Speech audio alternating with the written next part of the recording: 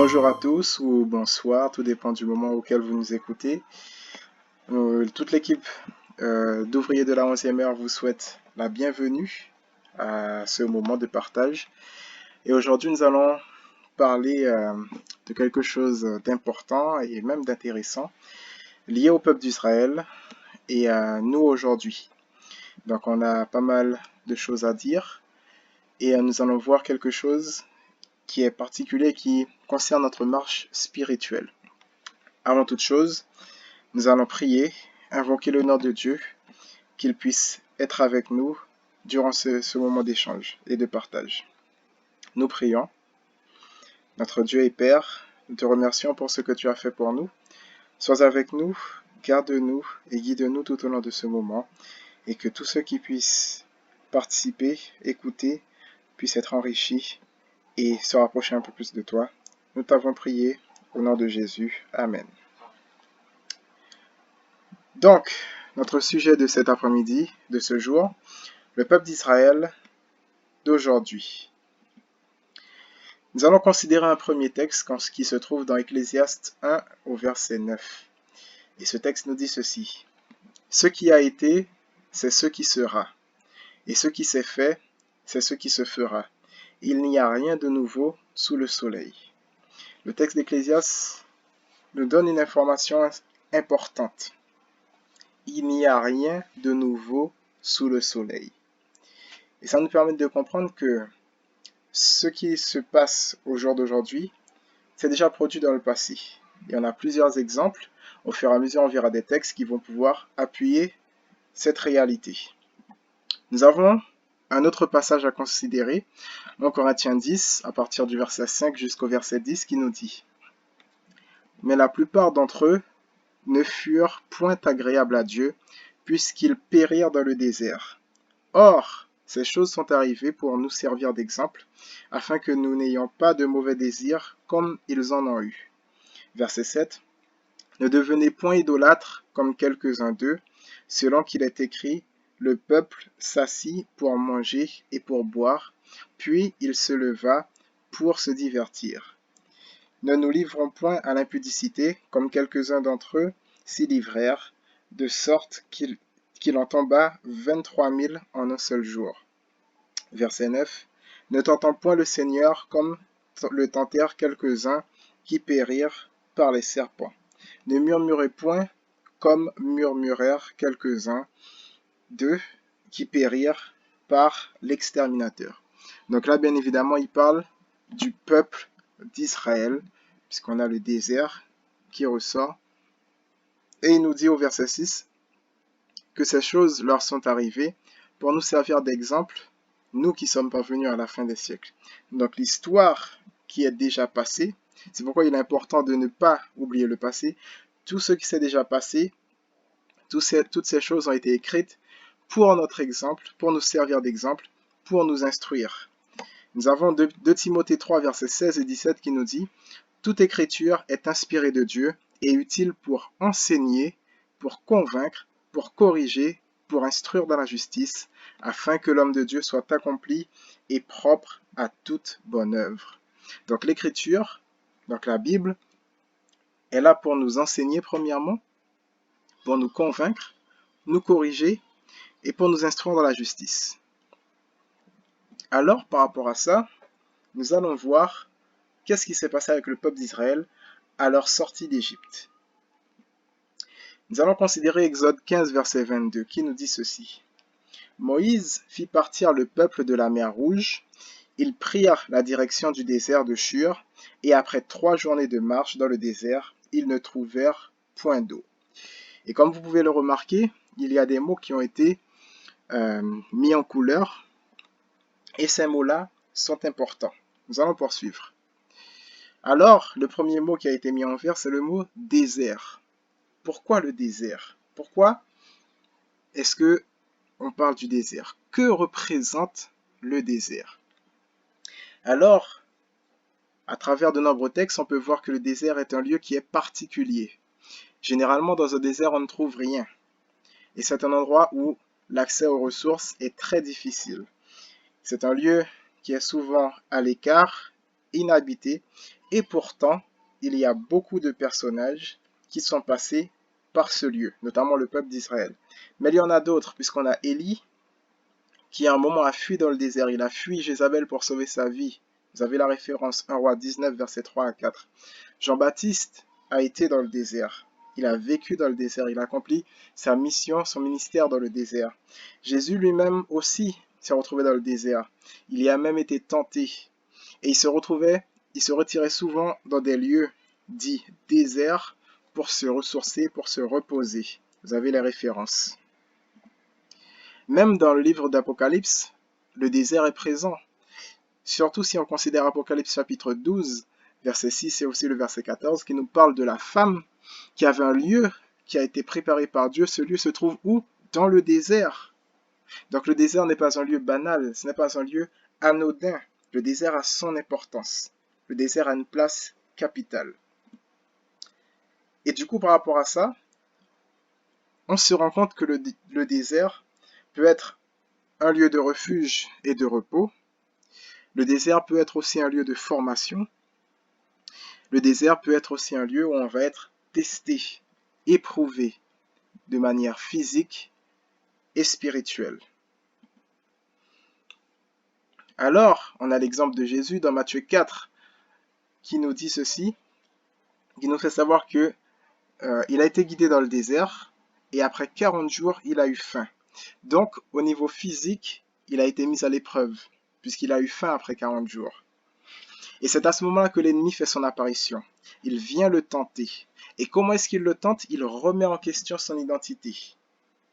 Donc il l'attaque sur le plan spirituel, puisqu'il lui dit, si tu es fils de Dieu. Il l'attaque sur le plan spirituel et aussi sur le plan matériel, puisqu'il lui dit, si tu es fils de Dieu, fais en sorte de, je reformule, fais en sorte de satisfaire ton besoin physique. Donc, que ces pierres deviennent des pains, afin que tu puisses manger. Mais comment est-ce que Jésus a répondu? Il a répondu par « Il est écrit ». Jésus a utilisé sa seule sauvegarde, qui est la parole de Dieu. Si Jésus a fait appel à la parole de Dieu, à combien plus forte raison nous devons faire appel à la parole de Dieu? On doit pouvoir répondre « Il est écrit ». Même dans les moments difficiles, on passe par une épreuve physique, ça a été le cas pour Job par exemple, mais il a toujours su rester sur la voie de Dieu. Donc Jésus utilise sa sauvegarde, qui est la parole de Dieu, et il choisit de ne pas se plaindre et de ne pas flancher non plus, et de faire confiance tout simplement à Dieu. Donc, on se rend compte que le désert est un passage nécessaire pour ceux qui se réclament être du peuple de Dieu. Si vous êtes enfant de Dieu, vous allez passer par le désert à un moment ou à un autre. Ceux qui sont enfants de Dieu passeront par cette étape-là. Nous allons continuer. Nous allons revenir sur notre texte d'Exode chapitre 15 au verset 22. Donc, Moïse fit partir le peuple de la mer Rouge. Ils prirent la direction du désert. Donc, on a vu ce que représente le désert. Et après 3 journées de marche dans le désert, ils ne trouvèrent point d'eau. Ça, c'est la première chose. Ils ne trouvèrent point d'eau. Et quelle est la réaction du peuple au fait qu'ils ne trouvent pas d'eau? Verset 24 nous dit, le peuple murmura contre Moïse en disant, que boirons-nous? Donc le peuple a commencé à se plaindre auprès de Moïse. Que boirons-nous? Est-ce que nous-mêmes on n'agit pas souvent de la même façon? Parce qu'ici on voit que le peuple d'Israël se plaint. Et pourtant, quelques jours auparavant, qu'est-ce qui s'est passé? Dieu les a délivrés des Égyptiens. L'Exode chapitre 15 est un chapitre qui est consacré à un cantique que le peuple, avec Moïse, entonne, un cantique où il loue le nom de l'Éternel pour tous les miracles qu'il a accomplis, notamment le passage de la mer Rouge. Et le peuple oublie déjà que Dieu a ouvert la mer pour qu'il puisse passer à sec, et il commence à se plaindre. On voit que c'est un peuple qui oublie très vite. Et qu'est-ce qu'il réclame? Il réclame de l'eau à boire, le besoin matériel. Certes, on a besoin de boire. Mais avec l'exemple que nous venons de voir un peu plus tôt, Jésus avait faim. Et pourtant, il n'a pas cédé à cela. il est resté ferme et il a résisté à l'ennemi. Et le peuple n'a pas su faire ce choix. Donc on voit qu'ils manquent de confiance en ce Dieu qui les a délivrés.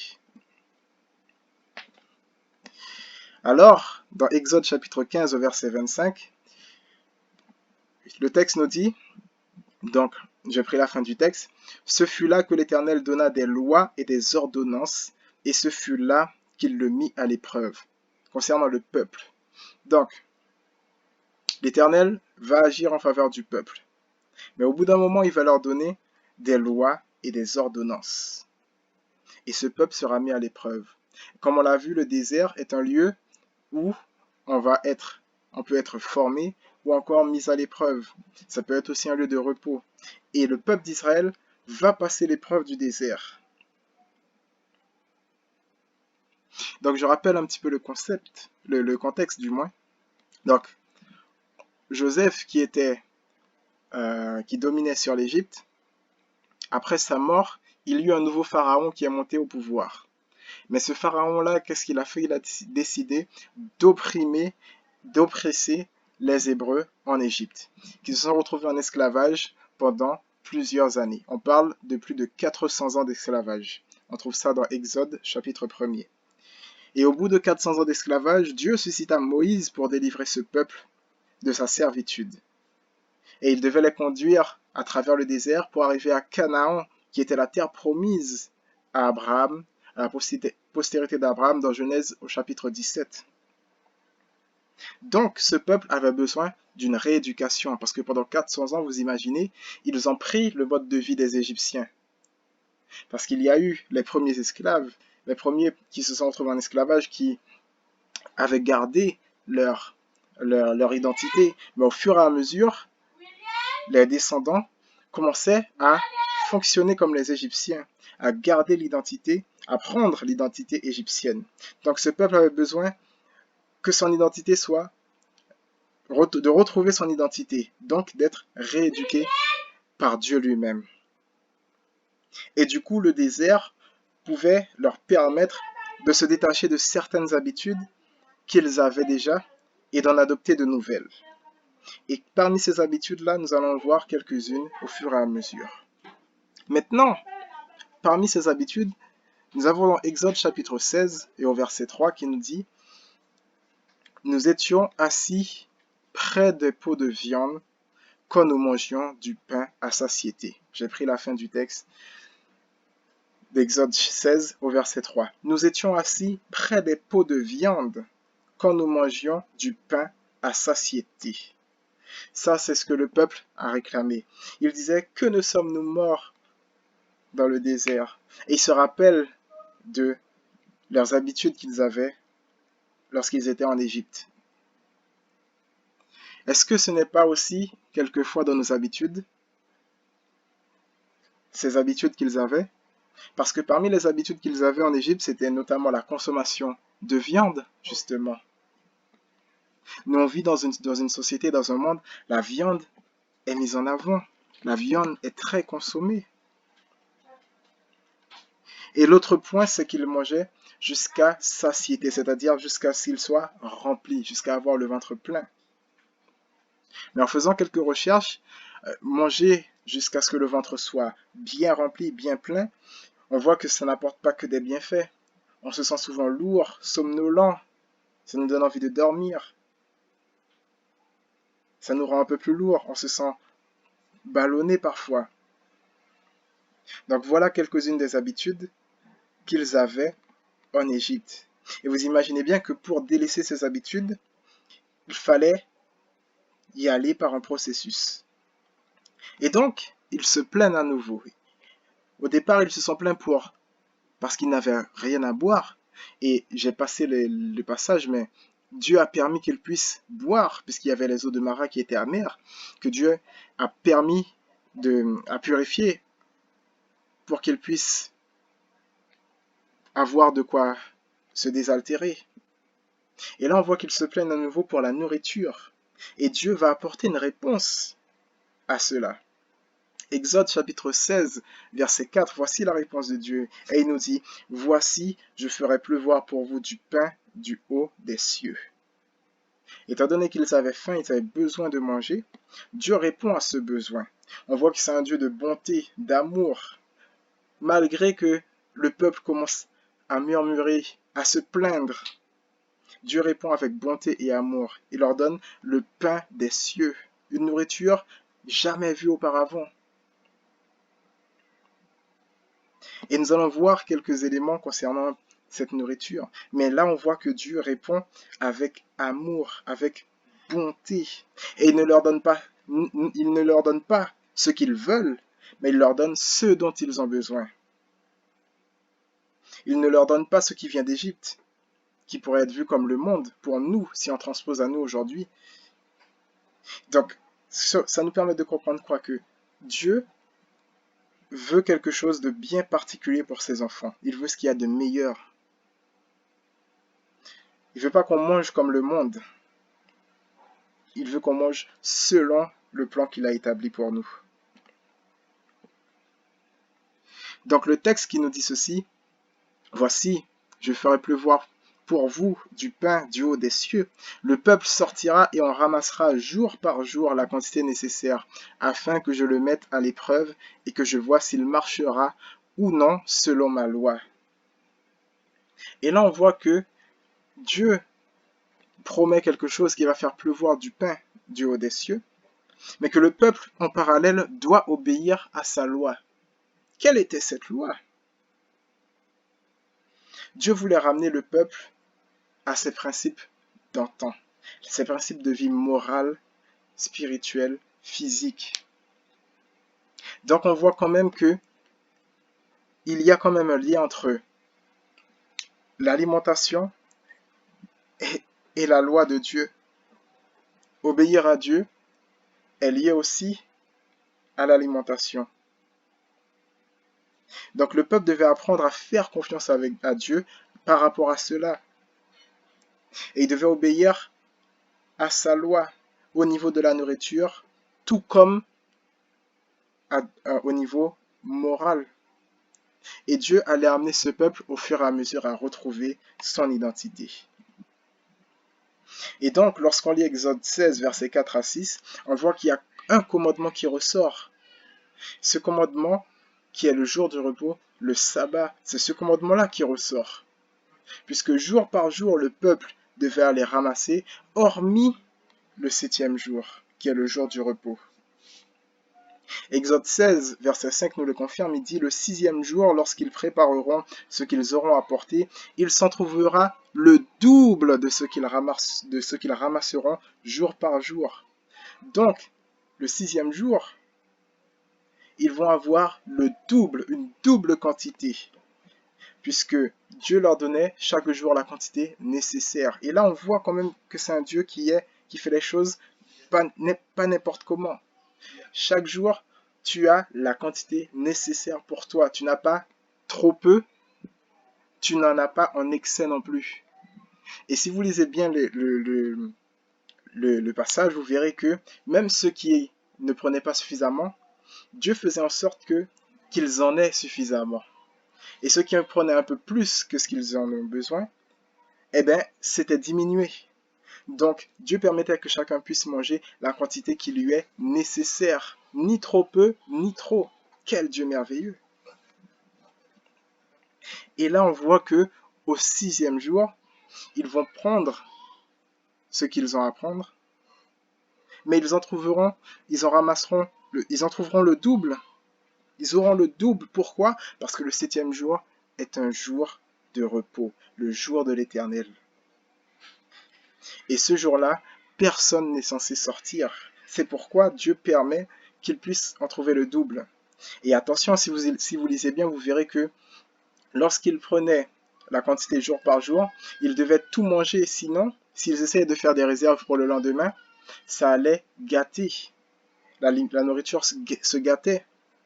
Mais excepté le 6e jour, comme Dieu permettait qu'ils prennent le double, alors la nourriture était conservée. Et à travers cela, ça nous permet d'apprendre à faire confiance à ce Dieu qui qui est un Dieu majestueux, un Dieu d'amour, un Dieu de bonté, qui fait les choses non pas n'importe comment, mais selon les règles qu'il a fixées. Donc à travers ce passage-là, on voit comment Dieu rééduque au fur et à mesure le peuple au niveau alimentaire, tout comme au niveau spirituel et moral. Donc il les réapprend à manger correctement, il les réapprend à vivre selon des enfants de Dieu. Et donc cette nourriture qui est la manne est une nourriture spéciale qui leur a été donnée. Et cette nourriture leur a été donnée jusqu'à ce qu'ils arrivent à Canaan. Donc depuis dans le désert, tout leur passage dans le désert, ils ont eu cette nourriture durant 40 ans. Il a pris soin d'eux physiquement du début à la fin. Et nous voyons cela dans Josué chapitre 5, versets 11 et 12, qui nous dit « Ils mangèrent du blé du pays le lendemain de la Pâque, des pains sans levain et du grain rôti. Ils en mangèrent ce même jour. La manne cessa le lendemain de la Pâque, quand ils mangèrent du blé du pays. Les enfants d'Israël n'eurent plus de manne, et ils en mangèrent des produits du pays de Canaan cette année-là. » Donc, tant qu'ils n'étaient pas arrivés en Canaan, ils avaient la manne. Mais arrivés à Canaan, la manne a cessé et ils ont pu bénéficier des productions du pays. Et si on transpose ça à nous aujourd'hui, nous voyons que Dieu veut nous mener quelque part. Il a un cheminement qu'il veut faire avec nous. Nous devons arriver à la nouvelle terre. Et pendant ce temps-là, nous avons une nourriture bien spécifique que nous devons consommer jusqu'à ce que nous soyons sur cette nouvelle terre. Donc, on voit que le peuple d'Israël devait se distinguer des autres peuples sur plusieurs points. Exode 23, verset 24 nous dit « Tu ne te prosterneras point devant leurs dieux, tu ne les serviras point, tu n'imiteras point ces peuples dans leur conduite, mais tu les détruiras et tu briseras leurs statuts. » Donc on voit que Dieu ne voulait pas qu'ils ressemblent aux autres peuples. Il ne devait pas les imiter dans leur conduite, donc ils ne devaient pas agir, se comporter comme les autres peuples. Lévitique 18, verset 24 et aussi verset 26 nous prévient et nous dit « Ne vous souillez par aucune de ces choses, car c'est par toutes ces choses que se sont souillées les nations que je vais chasser devant vous. Vous observerez donc mes lois et mes ordonnances, et vous ne commettrez aucune de ces abominations, ni l'indigène, ni l'étranger qui séjourne au milieu de vous. » Et pour comprendre de quoi il parle, je vous invite à lire Lévitique chapitre 18. Il y a toute une série de choses que d'autres peuples faisaient et que Dieu souhaitait que son peuple ne participe à aucune de ces choses. Deutéronome 12, verset 31 nous dit « Tu n'agiras pas ainsi à l'égard de l'Éternel ton Dieu, car elles servaient leur Dieu en faisant toutes les abominations qui sont odieuses à l'Éternel, et même elles brûlèrent au feu leurs fils et leurs filles en l'honneur de leur Dieu. » Donc il y avait des sacrifices humains, chose que l'Éternel n'avait jamais ordonnée. Donc, on voit qu'il y a des choses sur lesquelles le peuple devait se distinguer par leur conduite, par leur façon d'adorer, par leur façon de vivre. Et Dieu grava sa loi sur les 2 tables de pierre et les transmit à son serviteur Moïse.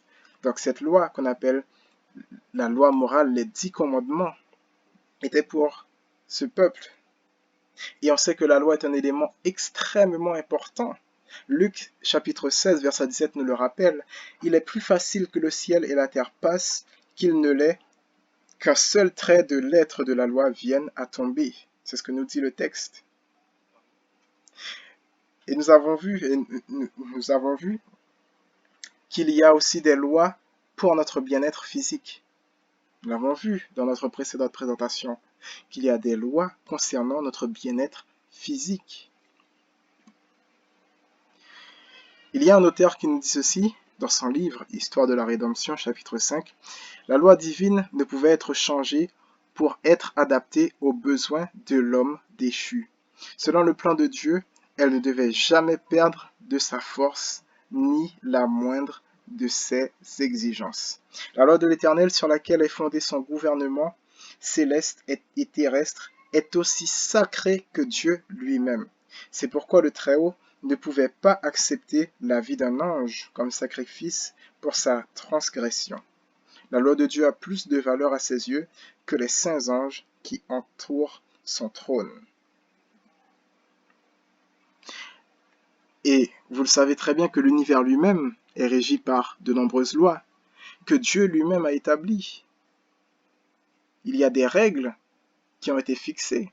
Sinon, comment expliquer que les nuages restent en suspension selon qu'il a été fixé? Comment expliquer que la Terre tourne autour d'elle-même et autour du Soleil selon un cycle bien défini? Qu'il y a des lois dans cet univers. Alors notre corps, que la science sait que c'est un mécanisme extrêmement complexe, quelque chose d'aussi complexe, il y a forcément des règles et des lois qui ont été mises en place. Donc, en matière d'alimentation, notre corps est sujet également à des lois qui nous sont propres et que nous devons respecter. Un exemple très simple. Pour vivre, il nous faut tout simplement respirer. C'est une loi pour notre corps. Si on cesse de respirer, qu'est-ce qu'il se passe? On aura des dommages qui peuvent entraîner la mort. Donc, il y a des lois pour notre corps. Et dans ce livre, Conseil sur la nutrition, que je vous recommande, on nous dit ceci: transgresser les lois physiques, c'est transgresser la loi de Dieu, car il est l'auteur de celle-ci comme de celle-là.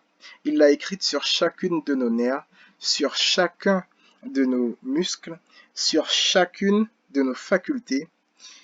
Abuser des unes ou des autres constitue une violation de la loi morale. La violation des lois de notre être est un péché au même titre que la transgression du décalogue, c'est-à-dire les 10 commandements. L'un et l'autre violation représentent la transgression des lois de Dieu. Donc, on ne peut pas tout simplement se dire que on va faire des choses qui ne sont pas bonnes pour notre corps et que ça n'aura aucune incidence au niveau spirituel. Ce n'est pas possible. Et nous savons que chaque fois que nous mangeons d'une manière qui n'est pas correcte, on aura les conséquences. Chaque fois que nous mangeons autre chose qui n'a pas été recommandé par Dieu, ou d'une manière que Dieu ne l'a pas voulu, ce n'est pas correct. Souvent, on se dit qu'on peut manger comme on veut, boire comme on veut, vivre comme on veut, mais ce n'est pas comme ça. Dieu ne l'a pas prévu ainsi. Imaginez que vous disiez la même chose pour votre voiture, que vous utilisez la voiture comme vous le voulez. Vous mettez de l'eau dans la voiture seulement si vous en avez envie.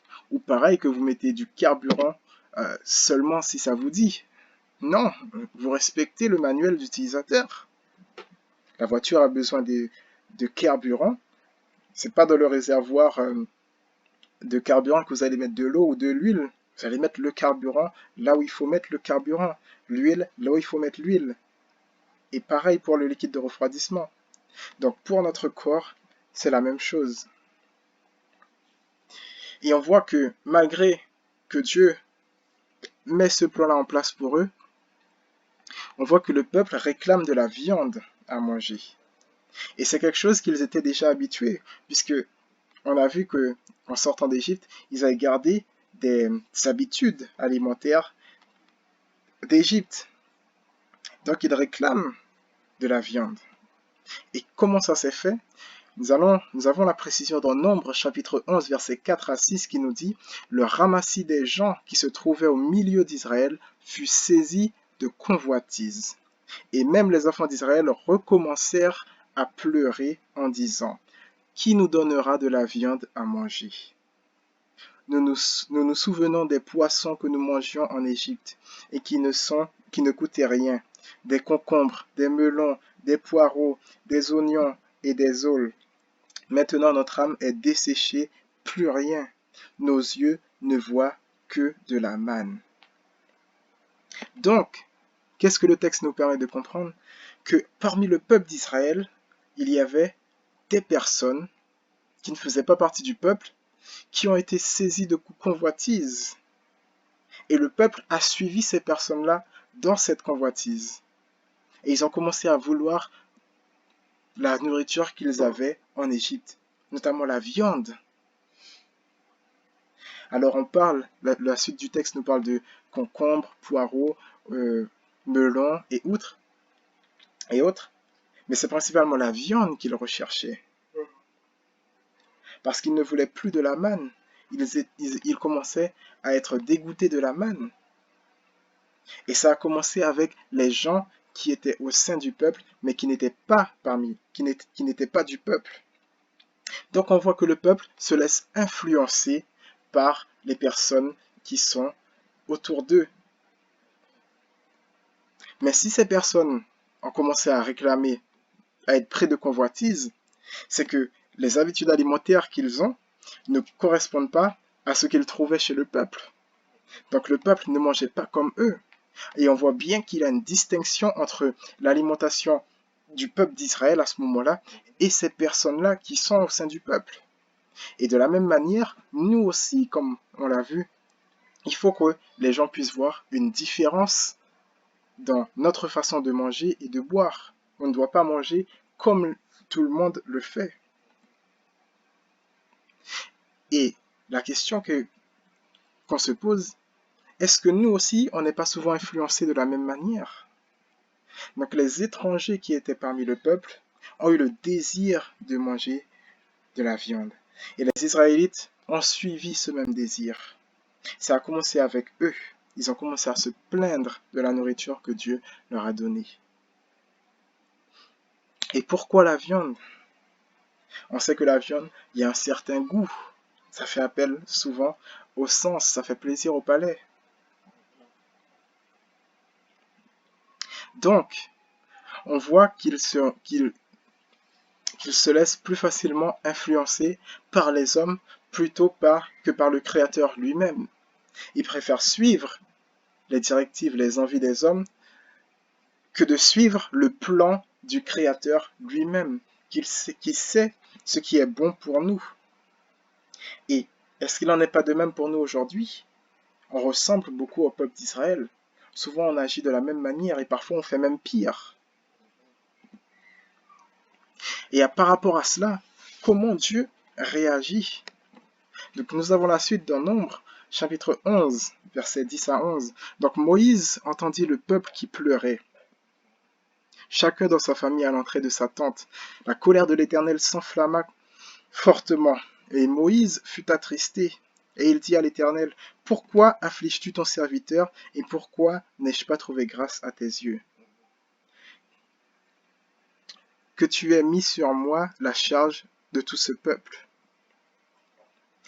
Et nous avons Dieu qui répond, Nombre 11, versets 18 à 20. « Tu diras au peuple, sanctifiez-vous pour demain, et vous mangerez de la viande, puisque vous avez pleuré aux oreilles de l'Éternel, en disant, qui nous fera manger de la viande, car nous étions bien en Égypte. L'Éternel vous donnera de la viande, et vous en mangerez. Vous en mangerez non pas un jour, ni 2 jours, ni 5 jours, ni 10 jours, ni 20 jours, mais un mois entier, jusqu'à ce qu'elle vous sorte par les narines et que vous en ayez du dégoût, parce que vous avez rejeté l'Éternel qui est au milieu de vous, et parce que vous avez pleuré devant lui en disant, voilà, pourquoi donc, j'ai pas mis la fin du texte, mais voilà l'essentiel du texte. Donc on voit que le peuple réclame de la viande à manger, et Dieu dit, ok, vous voulez de la viande, il respecte le choix et la volonté du peuple, et il leur donne, il leur permet d'avoir accès à la viande, pour un temps bien défini, pendant un mois tout entier, jusqu'à ce qu'ils en soient dégoûtés. Autrement dit, jusqu'à ce qu'ils en aient marre. Donc, ils en ont eu jusqu'à ce qu'ils en soient dégoûtés. Parce qu'on voit qu'à la base, ce n'était pas dans le plan de Dieu qu'ils aient de la viande. Car lorsqu'ils sont entrés en Égypte, qu'est-ce que Dieu leur a donné? De la manne. Si c'était dans le plan de Dieu qu'ils aient la viande, dès le départ, ils auraient eu cette viande. Dieu ne leur a pas donné accès à la viande. Et on voit bien que pour un temps limité, ils ont eu cette viande. Car ce n'était pas qu'ils en avaient besoin. Et comme le texte le dit, c'est par convoitise qu'ils ont voulu la viande. Alors qu'on voit que la manne, ils ont eu la manne depuis l'entrée du désert jusqu'à ce qu'ils arrivent à Canaan. Pendant 40 ans, le peuple a été nourri par la manne. Et pour plus de précision, on a Psaume 78, versets 29 à 31, qui nous permet de comprendre. Et il nous dit ceci: ils mangèrent et se rassasièrent abondamment. Dieu leur donna ce qu'ils avaient désiré.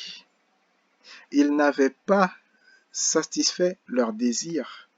Ils avaient encore leur nourriture dans la bouche lorsque la colère de Dieu s'enflamma contre eux.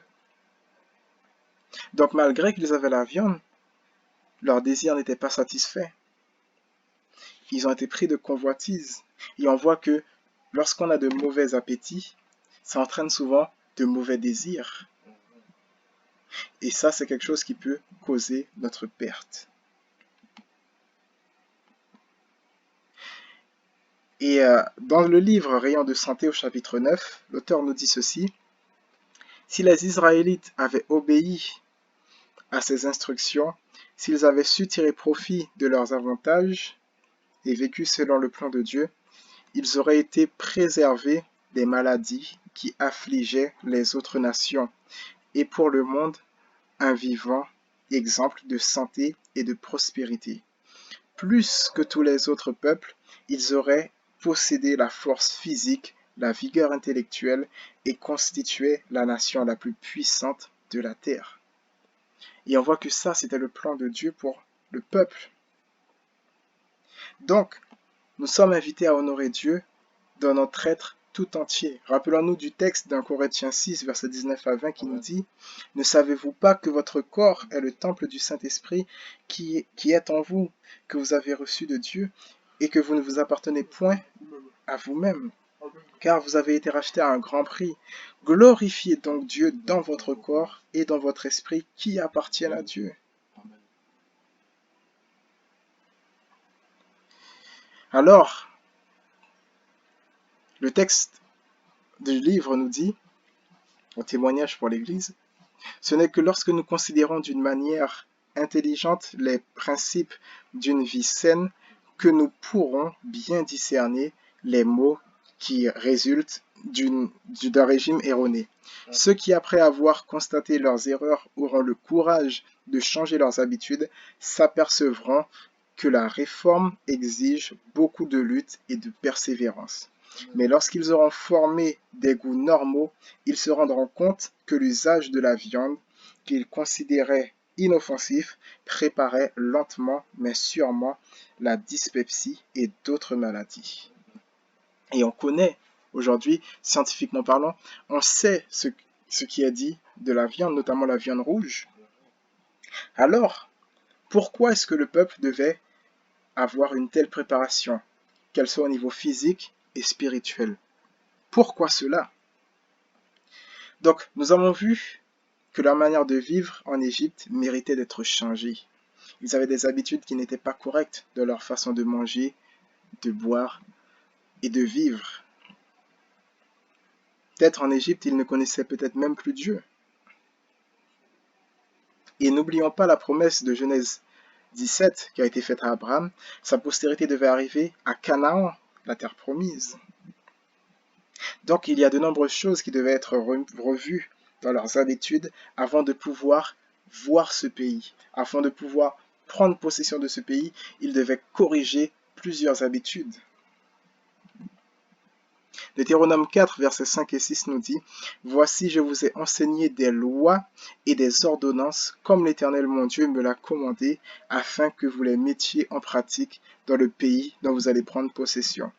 Vous les observerez et vous les mettrez en pratique, car ce sera là votre sagesse et votre intelligence aux yeux des peuples, qui entendront parler de toutes ces lois et qui diront: cette grande nation est un peuple absolument sage et intelligent. Donc, le fait d'obéir à Dieu est lié à la sagesse et l'intelligence. Vous pouvez lire dans Proverbes ce que nous dit le sage Salomon à ce sujet. La crainte de l'Éternel est le début de la sagesse. Alors, quelle était la volonté de Dieu pour ce peuple? Dans Deutéronome 4, versets 6 à 8, on voit ce texte qui nous dit « Vous les observerez et vous les mettrez en pratique en parlant des ordonnances, des lois et des commandements. Donc vous les observerez et vous les mettrez en pratique, car ce sera votre sagesse et votre intelligence aux yeux des peuples qui entendront parler de toutes ces lois et qui diront « Cette grande nation est un peuple absolument sage et grand. » Verset 7. Quelle est en effet la grande nation qui est des dieux aussi proches que l'Éternel, notre Dieu, l'est de nous toutes les fois que nous l'invoquons. Et verset 8. Et quelle est la grande nation qui est les lois et les ordonnances justes comme toute cette loi que je vous présente aujourd'hui. Donc on voit que là, le peuple se retrouvait à un autre niveau. Le peuple se distinguait déjà des autres peuples par rapport à tout cela, par rapport aux lois, aux dieux qu'ils servent, ils étaient différents en cela. Dans leur manière de le servir, il y avait une différence avec les autres peuples. Donc, dans le culte qu'ils rendaient à Dieu, il y avait une différence. Et on a pu voir dans Exode chapitre 15, 16, que même dans leur alimentation, Dieu voulait faire la différence, afin qu'ils ne mangent pas comme les autres peuples, car Dieu sait très bien que ce que nous allons manger va avoir un impact sur notre spiritualité. Alors, quelle était la volonté de Dieu pour eux? Qu'ils soient élevés parmi les nations et qu'ils soient prêts à prendre possession de ce bon pays qui leur était promis. Toujours Deutéronome 4, versets 13 et 14 nous dit « Il publia son alliance qu'il vous ordonna d'observer, les 10 commandements, et il écrivit sur 2 tables de pierre. En ce temps-là, verset 14, l'Éternel me commanda de vous enseigner des lois et des ordonnances, afin que vous les mettiez en pratique dans le pays dont vous allez prendre possession. » Donc, ils étaient préparés spirituellement, physiquement, à prendre possession du pays, et que leur préparation leur permettait de pouvoir vivre. Donc ça allait être une continuité. Lorsqu'ils allaient prendre possession de Canaan, ça allait être la continuité de ce qu'ils avaient commencé à apprendre. Donc avant d'arriver à Canaan, ils devaient être formés, épurés, éprouvés pour vivre selon ce que comment Dieu le souhaite. C'est pourquoi au verset 14, il nous dit « L'Éternel me commanda de vous enseigner des lois et des ordonnances sur de nombreux points, l'alimentation, sur la façon de vivre, au niveau du culte et d'autres choses, donc dans l'adoration qui va être rendue à Dieu, le culte qui va être rendu à Dieu, d'enseigner de nombreuses choses afin que vous les mettiez en pratique dans le pays dont vous allez prendre possession. Et donc, de même que Dieu a préparé le peuple d'Israël pour entrer à Canaan, Dieu veut changer nos mauvaises habitudes alimentaires. Il veut changer aussi notre mauvaise façon de le servir, afin de nous préparer pour le retour de Jésus et que nous puissions profiter de sa présence sur la nouvelle terre. Donc, on a des choses à changer. Nos habitudes alimentaires, notre façon de servir Dieu, de l'adorer, de considérer Dieu, même notre conception de Dieu doit changer, parce que souvent on a une image de Dieu qui est faussée. Nous allons voir ça au fur et à mesure. Donc, on a une préparation à faire dès maintenant. Il ne faut pas tarder, dès maintenant, on doit rentrer dans ce processus de préparation. Parce que ce n'est pas lorsque Dieu viendra qu'il va changer toutes ces choses, c'est maintenant qu'il faut les changer. 2 Timothée 3, versets 16 et 17, je reviens avec ce texte qui nous dit « Toute écriture est inspirée de Dieu et utile pour enseigner. » Donc, l'histoire du peuple d'Israël nous enseigne de nombreuses choses. Utile pour convaincre, utile pour corriger. Le peuple a été corrigé sur de nombreux points. Pour instruire dans la justice, ils ont été instruits également, afin que l'homme de Dieu soit accompli et propre à toute bonne œuvre. C'est le souhait de Dieu pour nous. Nous enseigner, nous convaincre, nous corriger, nous instruire. Alors, rappelons-nous et sachons-le bien, au retour de Jésus, nos corps seront changés, mais nos habitudes resteront les mêmes. Donc si dès maintenant nous n'avons pas pris les bonnes habitudes, les bonnes résolutions comme on dit, on sera en difficulté. Et n'oubliez pas que Jésus nous a bien prévenus et nous a dit « Ce qui arrivera du temps de Noé arrivera de même à l'avènement du Fils de l'homme. Ce qui arrivera du temps de l'eau se répétera au moment de son retour. » Donc, on voit bien, Jésus nous confirme que l'histoire se répète, qu'il n'y a rien de nouveau sous le soleil. Comment le peuple vivait à l'époque de Noé? Puisqu'on nous dit que à l'époque de Noé, les hommes mangeaient, buvaient, se mariaient leurs enfants, et ils ne se doutaient de rien jusqu'à ce que Noé entra dans l'arche. Vous voyez, il parle bien de leur façon de vivre au niveau alimentaire et au niveau spirituel, ils étaient totalement déconnectés. Et au temps de l'eau, c'était similaire. Spirituellement, les habitants de Sodome et Gomorrhe étaient très loin du compte. Et Lot était invité à sortir de la ville, de se détacher des villes, de se détacher de toutes ces habitudes aussi qu'il avait, tout ce qu'il avait mis, toute l'espérance qu'il avait mis dans cette ville. Il devait s'en éloigner, s'en détourner. Donc il avait des habitudes là-bas qui devaient changer, puisqu'il s'est retrouvé autre part. Et l'ange lui a dit d'aller vers la montagne, dans un lieu qui est totalement opposé à la ville. Donc, il avait pris des habitudes dans la ville qui devaient être changées, puisqu'il devait aller dans un autre lieu. Donc, l'histoire se répète. Est-ce que nous allons retenir la leçon par rapport au peuple d'Israël? Donc, c'est maintenant que nous devons prendre toutes les bonnes habitudes et délaisser ce qui vient du monde, dans notre façon d'adorer, de notre façon de vivre, de manger, de boire. Il faut changer tout cela, car nous sommes appelés à nous distinguer sur tous ces points. On ne doit pas vivre comme le monde. On voit que le peuple d'Israël était différent des autres peuples, bien qu'ils se soient apostasiés à plusieurs reprises dans leur histoire. Mais lorsque le peuple vivait selon ce que Dieu demande, on voit que le peuple d'Israël était vraiment distinct des autres peuples. Et nous, aujourd'hui, enfants de Dieu, on doit être distinct des autres. On ne doit pas être comme ceux du monde. Et donc, à travers cette histoire, on voit que Dieu avait donné un cadre que beaucoup du peuple n'ont pas respecté.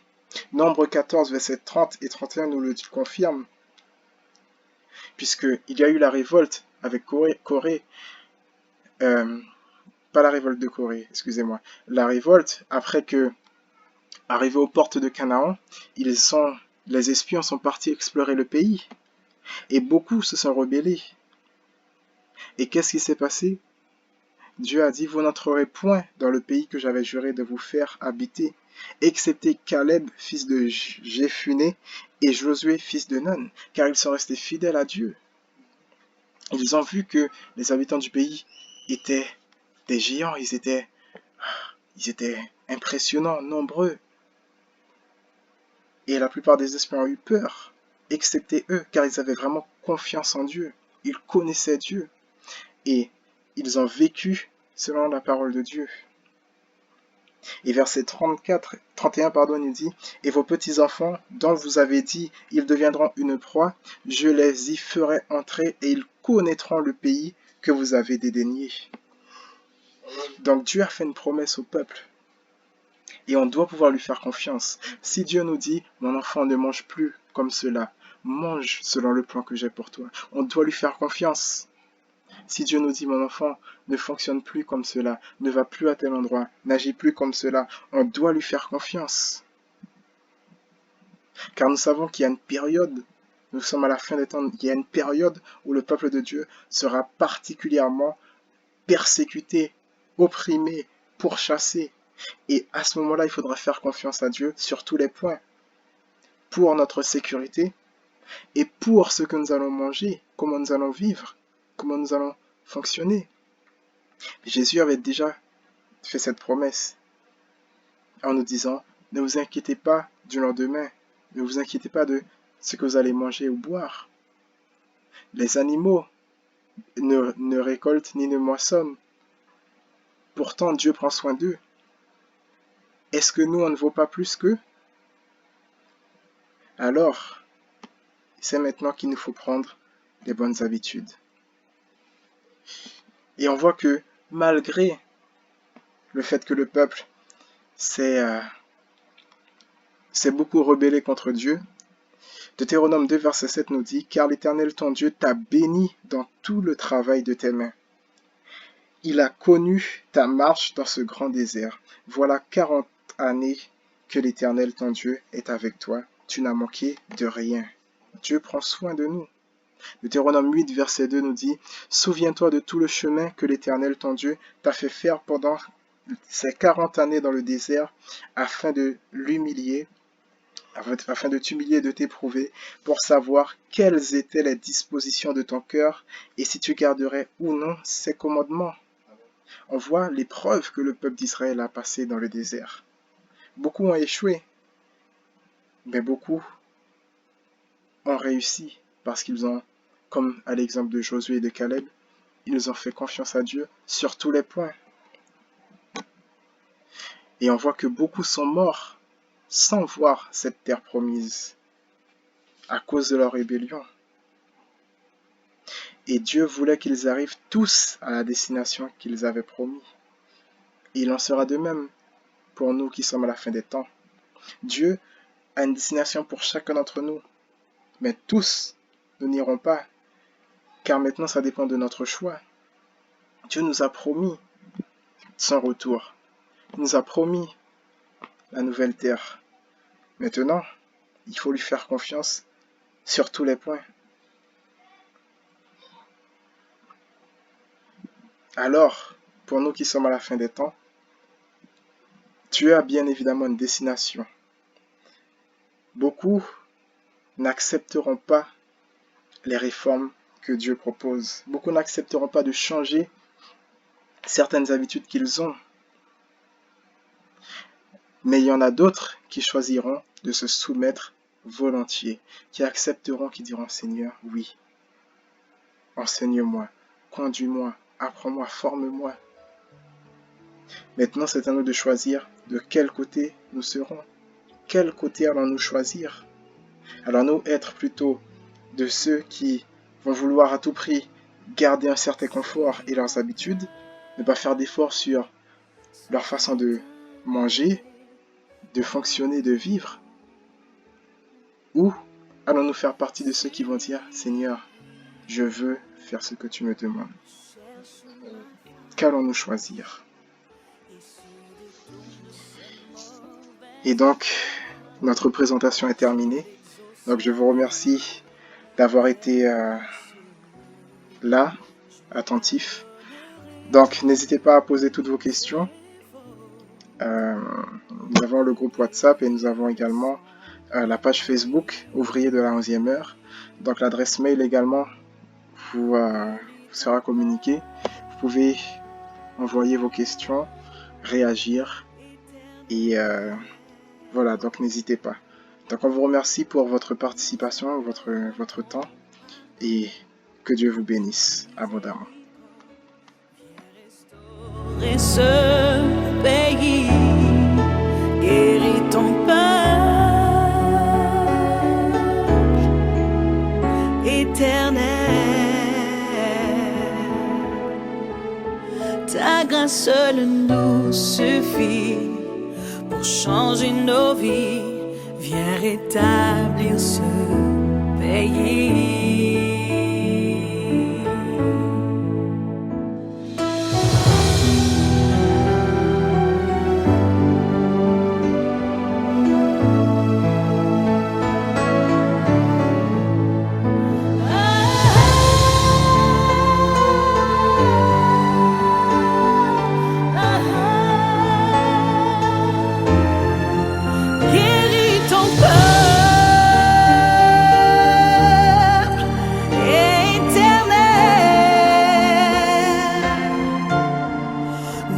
Implorons ton pardon, ta miséricorde, viens restaurer ce pays, guéris ton peuple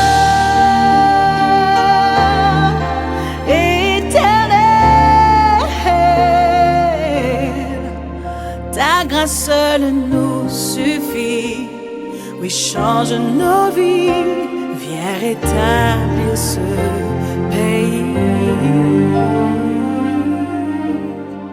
Ta grâce seule nous suffit, oui, change nos vies, viens rétablir ce pays.